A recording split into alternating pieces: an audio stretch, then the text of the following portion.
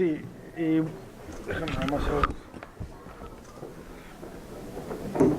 gracias y buenos días tengan todos ustedes. Un gusto poder estar aquí en Nuevo Laredo.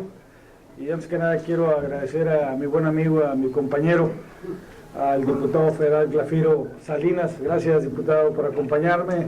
Alguien que ha hecho un papel extraordinario en la Cámara de Diputados y que no solamente ha levantado la voz a nombre de las familias de Nuevo Laredo, sino que ha bajado proyectos, programas, pero sobre todo recursos para beneficio de las familias de esta ciudad.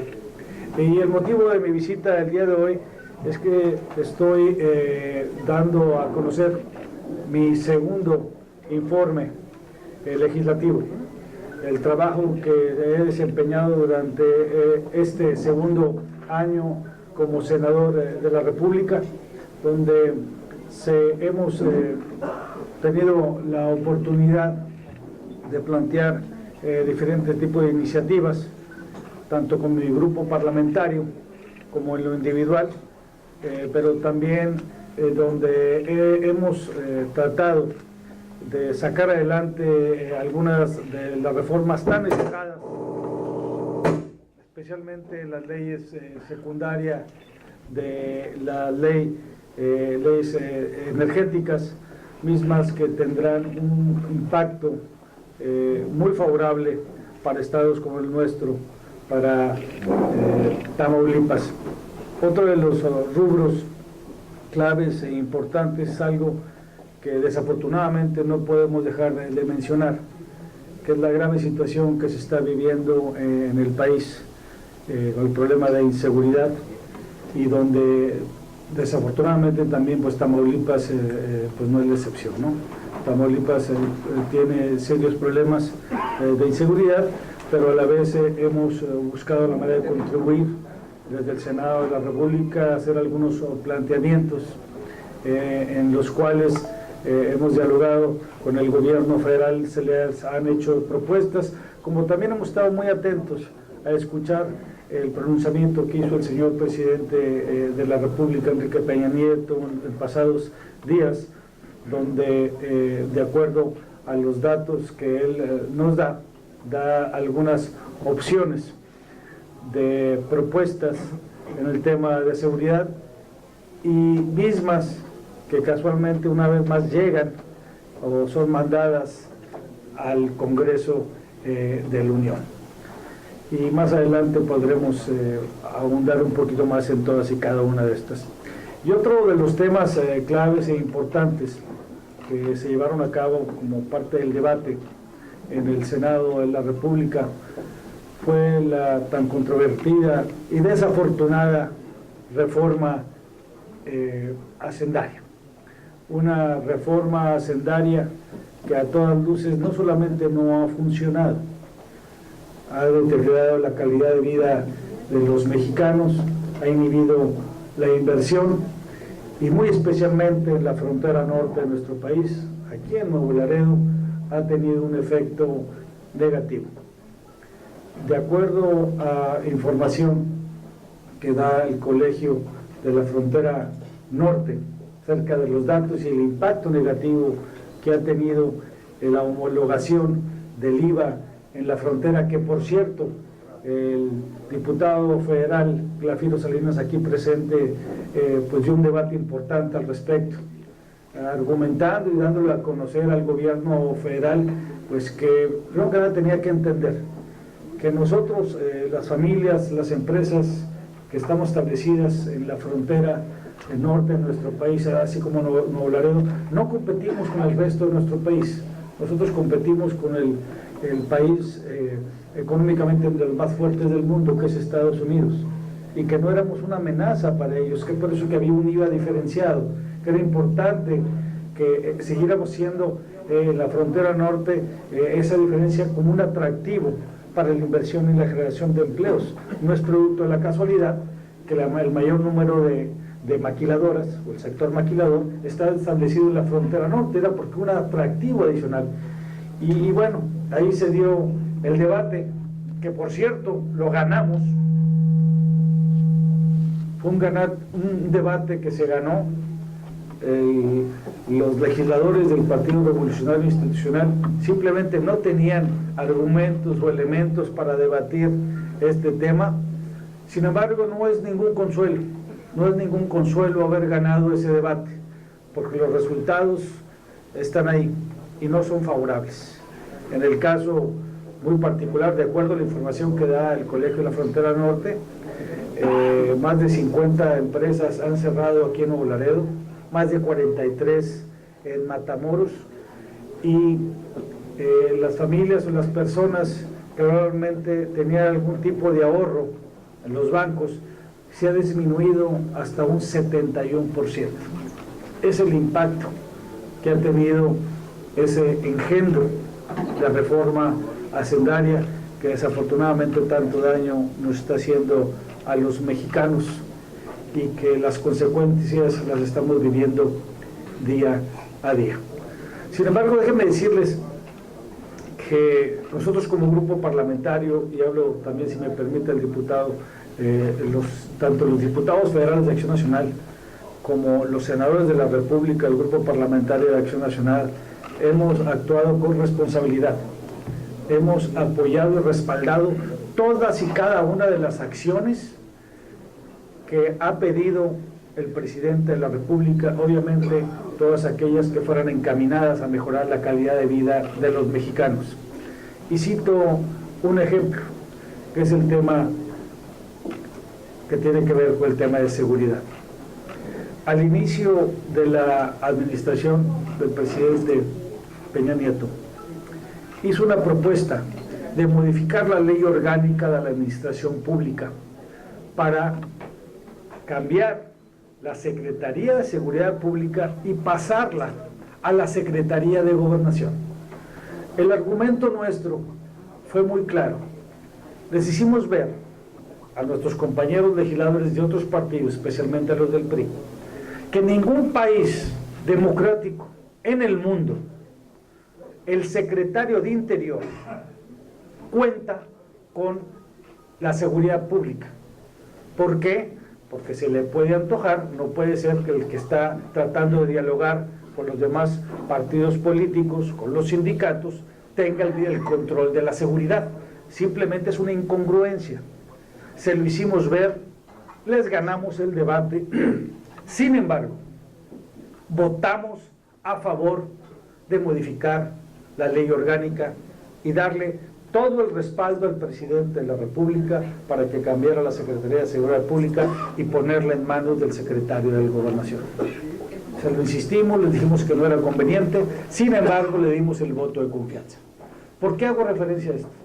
Porque jamás los grupos parlamentarios de Acción Nacional le han regateado absolutamente nada al gobierno federal, y mucho menos en el tema de seguridad pública.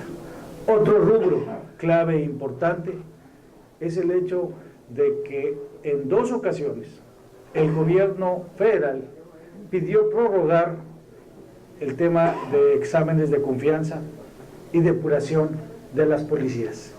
En 2 ocasiones, no una, en 2 ocasiones. La diferencia que era un mandato y que estaban obligados los gobiernos de los estados, obviamente con el apoyo del gobierno federal, de poder limpiar, por llamarlo así, las policías en los estados. Estos pidieron 2 prórrogas. Una vez más, los grupos parlamentarios de Acción Nacional accedieron y se les dio el apoyo y el respaldo. Cuando hablaron de que querían dentro del presupuesto o la ley, presupuesto de egresos, dotar mayores recursos para el rubro de seguridad pública, una vez más los grupos parlamentarios de Acción Nacional no titubeamos y le dimos todo el respaldo al gobierno federal. ¿Por qué hago referencia de todo esto? Precisamente por los pronunciamientos que se llevaron a cabo hace algunos días. donde sabemos que hay una situación difícil, grave en el país, no solamente con la situación económica, sino que la situación de inseguridad y de alguna forma han surgido por ahí brotes de violencia en muchas partes de nuestro país.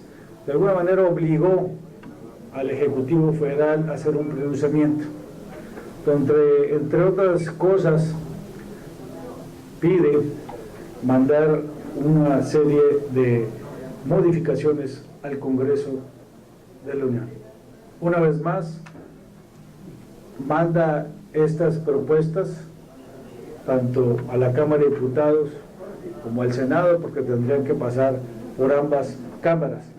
Pero lo más interesante de todo esto es que prácticamente todas las propuestas que hace son exactamente las mismas propuestas que hizo el expresidente de la República, Felipe Calderón, en el 2008, donde les pidió a la CONAGO, al grupo de gobernadores, que tenían que tener, fuera importante, necesario y urgente para nuestro país desde el 2008, tener un mando único, que fueran los gobernadores de los estados, que tuvieran el control de las policías.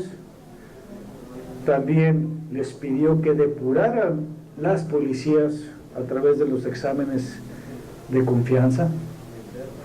También se les pidió que tenían que hacer exámenes de confianza los ministerios públicos, los jueces y magistrados. También se les pidió mayor participación de los 3 órdenes de gobierno en este rubro, haciéndoles ver que muchos de los presidentes municipales en nuestro país, unos por omisión, otros por complacencia y otros porque simplemente estaban ligados con la delincuencia, pues tenían que poner orden. ¿A dónde voy con esto? Todas estas propuestas casualmente fueron hechas por el presidente Calderón en el 2008 y fueron los gobernadores del PRI en su momento los que se negaron a implementarlas. En el 2008 eran urgentes. Estamos hablando de 6 años después, donde ahora hace la propuesta el PRI.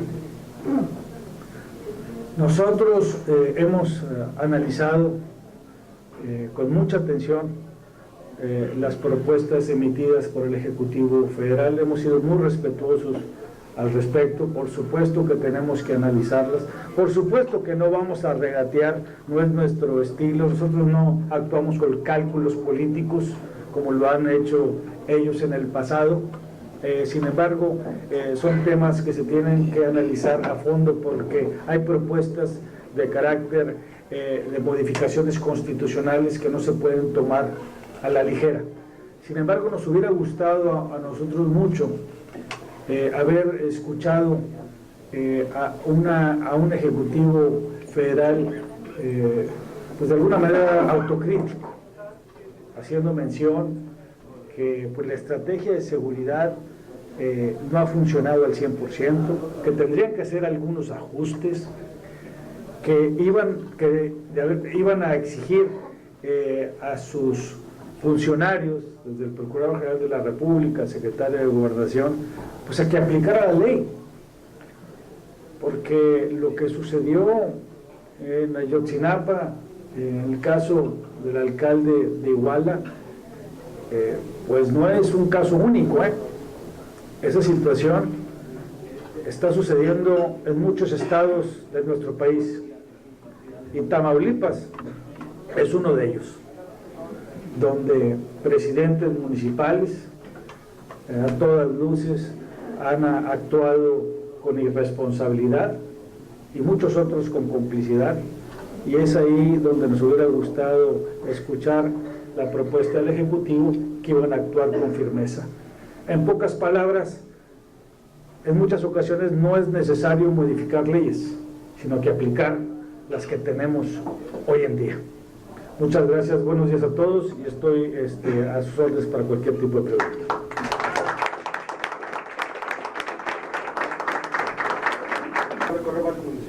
Es correcto. La intención en estos 13 días que me da la oportunidad la ley de recorrer el estado de Tamaulipas, visitar el mayor número de ciudades, tener reuniones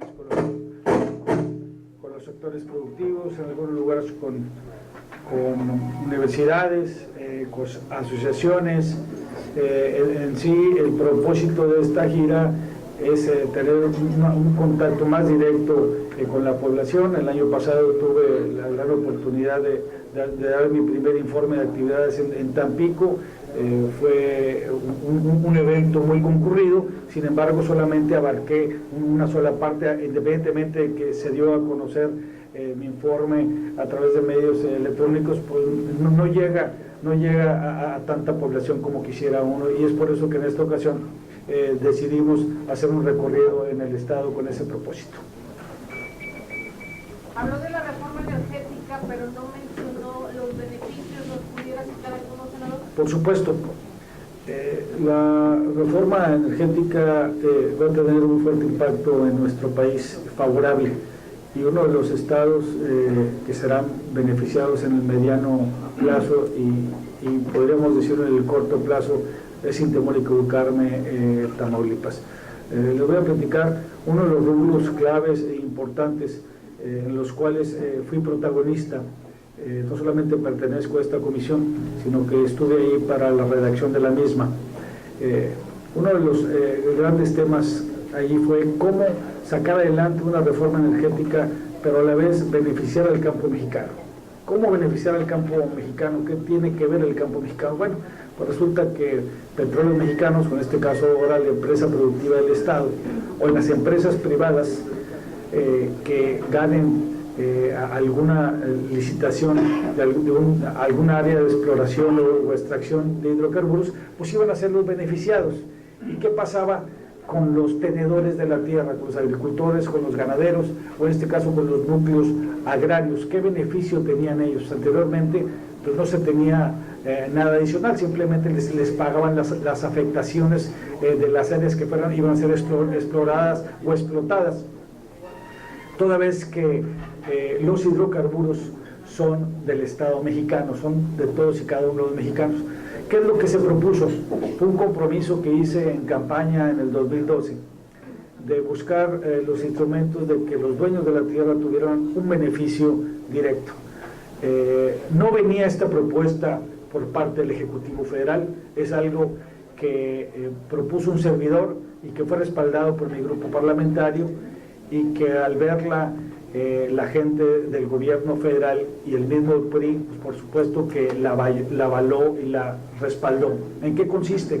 Que ahora no solamente a los dueños de la tierra, donde se les afecten las áreas que van a ser exploradas o explotadas, se les estará pagando a precio comercial esa tierra, sino que Petróleos Mexicanos o las empresas que estén extrayendo el gas o petróleo de esas áreas, se le estará dando al dueño de la tierra hasta el 3% de las utilidades cuando sea gas, y hasta el 2% de las utilidades cuando sea petróleo.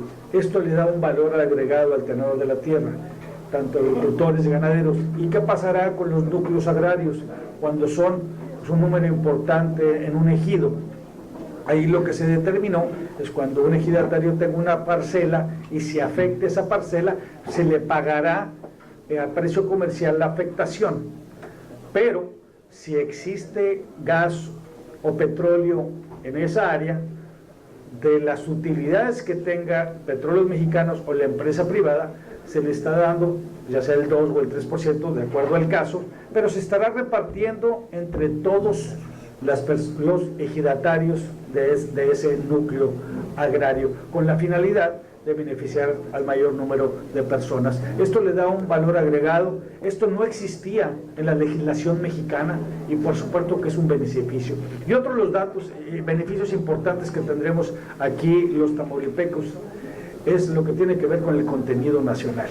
¿Qué quiere decir esto? El porcentaje de servicios, de productos, de personal, etcétera, que va a requerir cuando se hace una licitación y cuando se lleva a cabo un proyecto de esta naturaleza. Aquí lo que hicimos, cuando modificamos la Constitución en uno de los transitorios, hablamos de contenido nacional y local. Yo insistí mucho en el término local, ¿por qué? Pensando obviamente en la gente de Nuevo Laredo, pensando en la gente de Mier, de Guerrero, de Reynosa, en sí, donde están los yacimientos, buscar la manera que cuando se den estos contratos, obliguen, mediante esa licitación, que un porcentaje, hasta el 25%, que llegará a un 35% en un lapso de 10 años, tiene que ser con empresas de proveeduría y de servicios mexicana, pero también local. ¿Qué va a permitir? Va a permitir que las empresas tamaulipecas, las existentes o las de nueva creación, tengan áreas de oportunidad. Y eso, por supuesto, que va a generar una derrama económica importante en todo Tamaulipas y con ello beneficiar a las familias de este estado. Señor, nos acaba de pintar un panorama de violencia e inseguridad. ¿Cree que a pesar de que no se ha resuelto eso, llegarán las inversiones? Mira, les planteé la situación que nos planteó el señor presidente, ¿eh? Yo no las planteé, las planteó él. Sin embargo, no se puede tapar el sol con un dedo. Lo vemos en las calles, lo vemos en muchas partes de nuestro país y cuando desafortunadamente Tamaulipas sigue situaciones difíciles. Sin embargo, yo estoy plenamente convencido de que las cosas van a cambiar y van a cambiar para bien, en la medida que todos participemos. Y son varias acciones que se tienen que llevar a cabo. Obviamente, muchas de ellas no dependen de los legisladores, ¿no? Depende del Ejecutivo Federal. Él es el que tiene las estrategias, él es para implementar el tema de seguridad. Ellos son los que tienen las Fuerzas Armadas, ellos son los que tienen el sistema de inteligencia, ellos son los que en un momento dado pueden implementar las reformas que nosotros aprobamos y que hemos dotado al Estado mexicano con los instrumentos necesarios para sacar adelante al país. Ya no hay pretextos, ¿eh? Lo que ellos nos negaron durante 12 años, nosotros no se lo regateamos, no al gobierno de la República, a nuestro país. Ellos sí nos lo regatearon, por cálculos políticos, y lo dijeron ellos, ellos lo han aceptado, que por cálculos políticos ellos le negaron estas reformas a México, no al presidente Fox y al presidente Calderón, se las negaron a los mexicanos. Nosotros ya lo hicimos, actuamos con responsabilidad, las hemos sacado adelante, ya no hay pretextos. En el tema de seguridad les hemos dado todo lo que nos han pedido, que actúen y que den resultados. Yo en lo personal tengo, por supuesto, siempre he pensado de una manera positiva. Por supuesto que en el caso muy particular de Tamaulipas veo que la esperanza de que cambien las cosas para bien está más viva que nunca en las familias tamaulipecas, que somos muchos más la gente buena, bien nacida, que aspira a sacar adelante a nuestro estado, que inclusive los inversionistas van a confiar en nuestro estado en la medida que nosotros también exijamos y demandemos a los gobiernos que creen las condiciones de estabilidad, de tranquilidad, de paz, pero sobre todo de seguridad que tanto se requieren para que lleguen estas inversiones. Nosotros estamos poniendo todo nuestro mayor esfuerzo y vamos a asegurarnos que el gobierno de la República haga lo propio. ¿Y han contemplado qué pasará con los policías que queden ejemplados, los municipales a nivel nacional? Bueno, pues yo creo que es una medida, se tiene una base de datos en torno a eso, pues bueno, todos aquellos que ya no ocupen un cargo, pues fue por algunos motivos, unos porque no pasaron los exámenes de confianza, pero si no hay un delito a qué perseguir sobre ellos, pues estas personas esperemos que se abran otras áreas de oportunidades en otro tipo de trabajos. Definitivamente en esos pues ya no van a poder trabajar porque no pasaron los exámenes de confianza. Aquí lo que esperamos también es que el gobierno de la República tenga un control y seguimiento de estos para que no vayan a cambiar de bando y se dediquen a delinquir y causar más problemas a nuestro país. las estrategias de seguridad implementadas tanto por los gobiernos panistas como los priistas en esta ocasión, de acuerdo a la percepción de algunos expertos, está actuando al revés, está persiguiendo y deteniendo a los delincuentes cuando en realidad debería hacerse hacia arriba, es decir, los delincuentes de cuello blanco, como ya lo digo hace un momento, gobernadores, alcaldes, funcionarios, porque ahí está la verdadera mella de la corrupción. Acabándose la corrupción, se acabaría la impunidad. ¿Qué puede decir al respecto? Bueno, no puedo más que coincidir en eso. No hay forma que los grupos delictivos actúen de la manera que lo han hecho en muchas partes de nuestro país, sin la complicidad de las autoridades, ya sean locales o estatales, y en algunas ocasiones federales. Sin embargo, gran parte del problema radica en que existen políticos irresponsables que en aras de estos llegar al poder o mantenerse en el poder, pusieron alianzas perversas con los grupos delictivos y entregaron nuestra libertad. Eso es lo que está sucediendo en muchas partes de nuestro país. Esto es lo que ha sucedido en muchos municipios del estado de Tamaulipas. Es ahí donde nosotros estamos exigiendo al gobierno federal que actúe con firmeza y con determinación. Ellos tienen la capacidad de la inteligencia, datos que ellos tienen a su alcance para poder actuar en consecuencia. Lo que sucedió en Iguala es un hecho lamentable. Se habla que el gobierno federal ya tenía indicios y denuncias al respecto y que pues, yo no sé si tenga muchos frentes y no quiso actuar en su momento, o por situaciones políticas o cálculos políticos no quiso actuar en consecuencia, pero llegó a el no haber actuado pues generó esta tragedia tan terrible que hoy en día ha sembrado a este país, y que de alguna manera el gobierno va a tener que actuar en consecuencia. Y lo que sí nos llama mucho la atención es que pareciera ser que todo quieren que se resuelva en el Congreso de la Unión, o sea, modificando las leyes. Pues yo creo que lo que se tiene que hacer es aplicar las que ya tenemos, ¿no? Yo creo que eso sería un buen mensaje que podría dar el gobierno de la República. Se va a reunir más adelante con ganaderos y aduanales. ¿Cuál es la intención de reunirse específicamente con ellos? ¿Hay temas específicos? Uno de los parte clave de esta gira es no solamente que ellos escuchen el trabajo que he venido realizando en el Senado de la República, sino también escuchar las inquietudes que estos puedan tener. Me imagino que hay por ahí algunos temas relacionados con el tema de la reforma energética, en el caso de los ganaderos, y en el caso de los agentes aduanales, pues, obviamente con el tema del engendro de reforma hacendaria, algunas peticiones que puedan ellos tener, algunas gestiones, que es parte del trabajo de un senador de la República, no solamente decirles lo que estoy haciendo, sino que les gustaría que yo hiciera en este próximo periodo ordinario que estará iniciando a principios de febrero. Yo creo que es parte del compromiso que hice yo en campaña, de ser un senador diferente, un senador cercano a la gente, un senador cercano a las acciones civiles, a las cámaras, a los sectores productivos, y no solamente llegar aquí a informar, sino también ver qué otras cosas puedo hacer yo para mejorar a estos sectores. ¿Alguien más por ahí?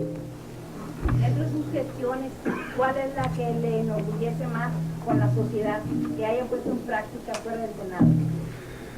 Pues básicamente ser congruente en el decir y en el hacer. Yo creo que más allá de una gestión es el comportamiento de vida que tengo día a día.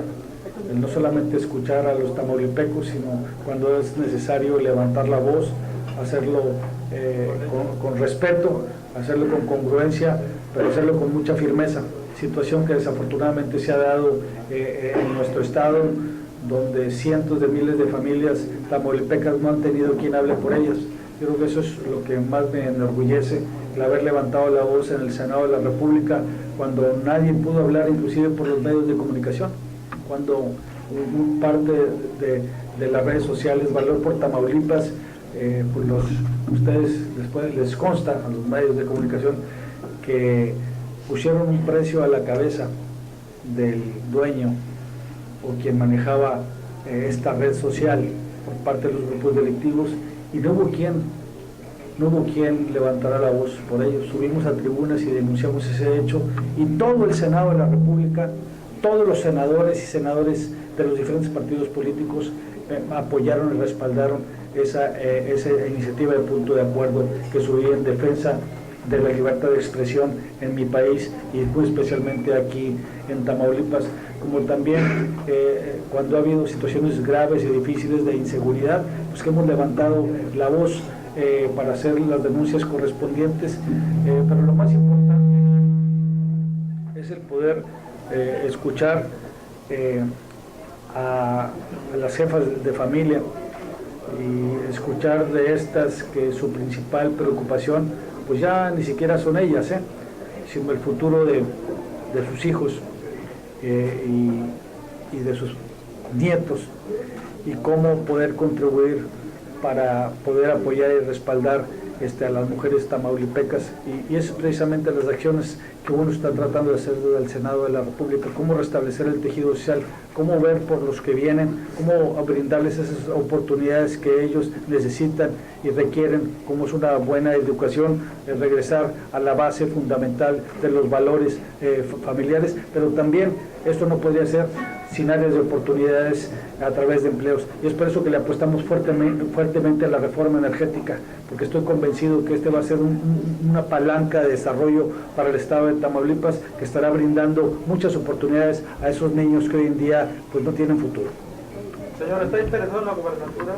Senador, ¿está interesado en la gobernatura? Por supuesto que estoy interesado en la gobernatura, y más interesado estoy en que se dé la alternancia en el estado de Tamaulipas. Ahí vamos a estar para asegurarnos que sucede. Senador, se aproximan las elecciones para la dirigencia estatal del PAN en Tamaulipas. Mucho se habla del norte contra el sur. ¿Qué piensa? ¿Qué opinión le merece estas próximas elecciones? Pero ahí me perdí. ¿El norte contra el sur en qué sentido? Sí, o sea, ¿cuál es su opinión respecto de esta elección que viene para el Partido Acción Nacional? Bueno, yo creo que es un reto importante. Si bien es cierto, las elecciones intermedias a diputados federales son normalmente unas elecciones frías porque no van de la mano con una gubernatura o no van de la mano con una elección a la presidencia de la República. Las diputaciones van a jugar un papel importante, van a ser todo un reto, desde tener la capacidad de recuperar la confianza de la ciudadanía, de los sectores productivos, que estos valoren realmente qué tipo de legisladores y diputados federales quieren, si quieren diputados federales que van a apoyar a la ciudadanía, que van a levantar la voz, que van a ir en contra de temas como la reforma hacendaria, o van a querer de esos diputados levanta dedos, como a los que estamos acostumbrados, que les marcan la línea para aumentar el IVA en la frontera y perjudicar a las familias, o qué tipo de legisladores queremos. Es ahí donde Acción Nacional va a jugar un papel clave y fundamental, el poder transmitir a la ciudadanía, al electorado, y hacerles ver que hay una gran diferencia entre los legisladores de otros partidos, especialmente del PRI, y los legisladores de Acción Nacional, que hemos actuado con responsabilidad y con congruencia.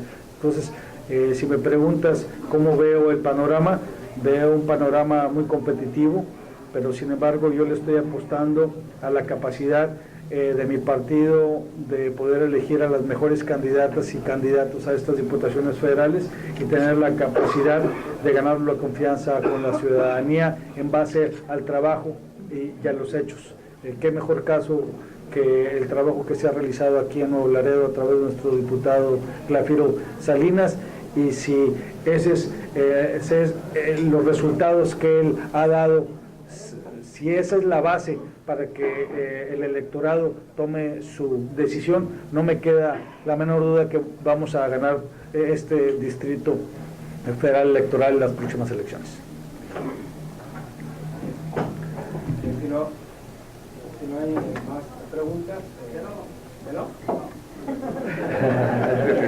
Le agradecemos tenemos su presencia esta mañana y bueno. Y vamos a desayunar. Vamos a desayunar.